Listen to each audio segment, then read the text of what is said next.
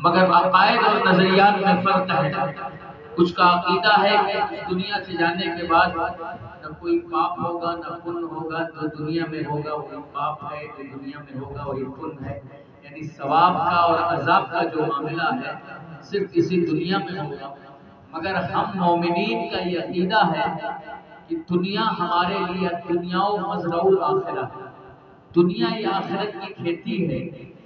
جتنی بہترین ہم کھیتی یہاں پہ کریں گے اتنا بہترین رزلٹ اور نتیجہ اللہ تعالیٰ ہمیں یوم آخرت میں عطا فرمائے۔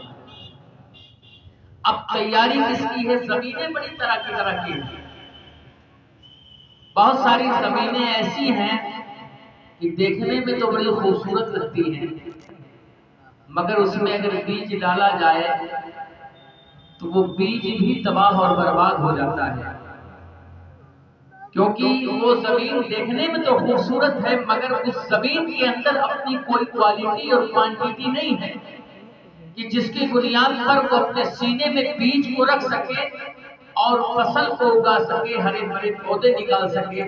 اس لیے وہ زمین دنیا کے لحاظ سے تو خوبصورت ہے مگر حقیقت کے لحاظ سے غور کیا جائے تو وہ زمین خوبصورت نہیں ہے۔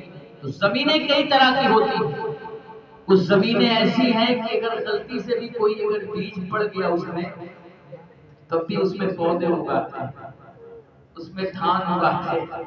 کچھ میں نہیں بھی بیج، کوئی پرندہ اڑ رہا ہے اور اس نے بیٹ کر دی تو اس پرندے کی بیٹ کی وجہ سے وہاں پہ پودے اگاتے ہیں۔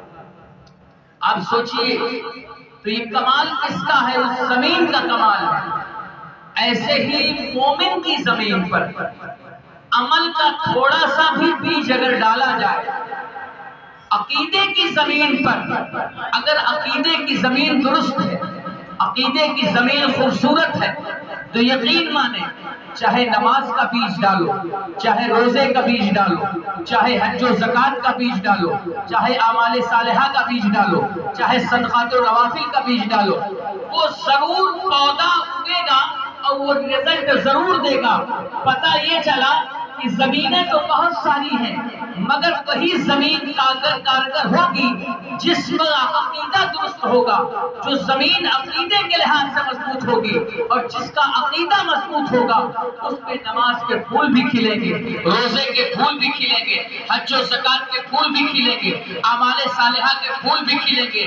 اس لیے وہ جو صرف نماز کو لے کے چل رہے ہیں، صرف روزے کو لے کے چل رہے ہیں، صرف حج کو لے کے چل رہے ہیں، وہ پہلے زمین تو بہترین بتائیں۔ اور زمین کیا ہے؟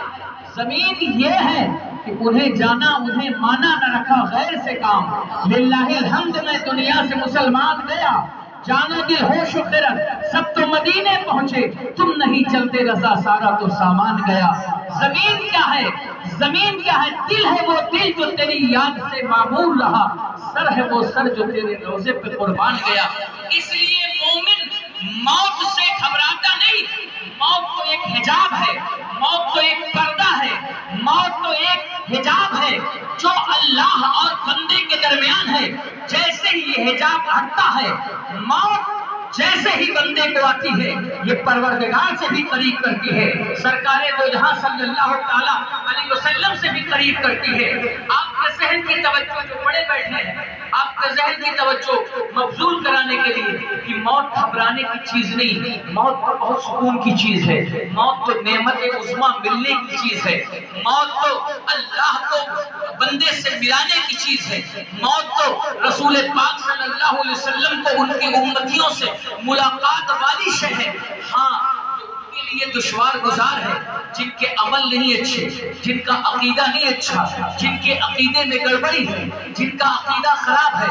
موت تو ان کے لیے ایک ایسا انمول تحفہ ہے جن کے عقیدے کی زمین بھی درست ہے اور جن کے اعمال کی زمین بھی درست ہے۔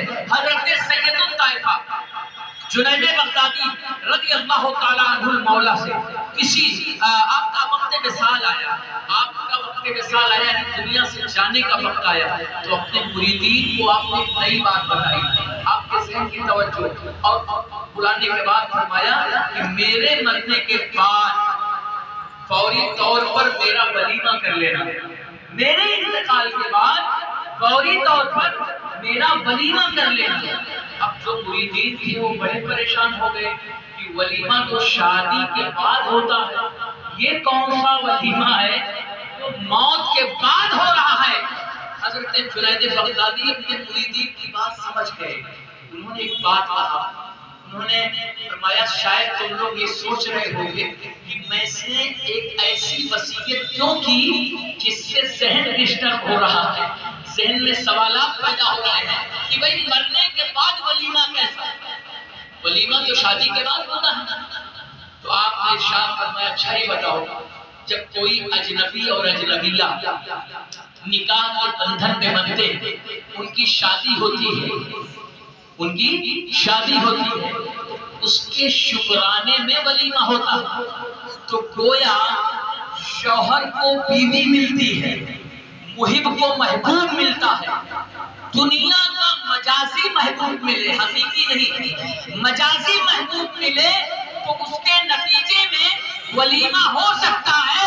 ارے میں تو خوش قسمت ہوں کہ مجھے موت آئے گی، ایک ہی محبوب سے ملاقات نہیں ہوگی، ایک طرف رب العالمین سے ملاقات ہوگی اور دوسری طرف رحمت للعالمین سے ملاقات ہوگی۔